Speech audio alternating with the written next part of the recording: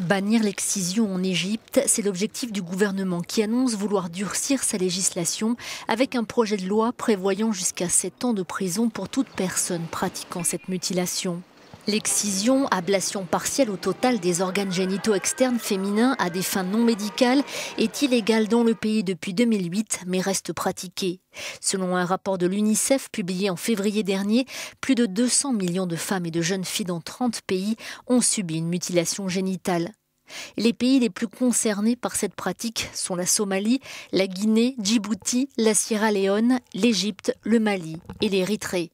Sur les 200 millions de femmes touchées, 44 millions ont moins de 15 ans, principalement en Gambie, en Mauritanie et en Indonésie. Ifra a 17 ans et vit dans un camp de réfugiés qui abrite des milliers de déplacés somaliens. Elle a souffert de nombreuses complications après son excision.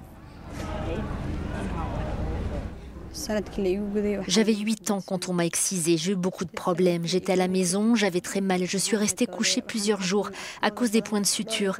Mes jambes étaient attachées pour être sûre que je ne bougerais pas, pour que les points de suture restent en place. Je ne pouvais pas uriner normalement.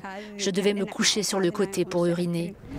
Le docteur Mariam Omar Salad explique que cette pratique peut entraîner des complications majeures lors d'un accouchement pour la mère comme pour l'enfant. Quand le bébé arrive dans le canal de naissance, il ne peut pas sortir. Il arrive aussi que le bébé s'asphyxie et qu'il vienne au monde mort-né ou qu'il ait besoin d'une longue réanimation, ce qui peut entraîner une paralysie cérébrale.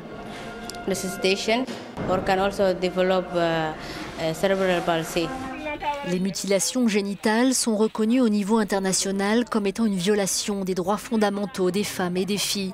Si certaines communautés abandonnent peu à peu l'excision, l'UNICEF estime que les progrès consentis ne sont pas assez importants et que le nombre de femmes soumises à des mutilations génitales augmentera de manière significative durant les 15 prochaines années.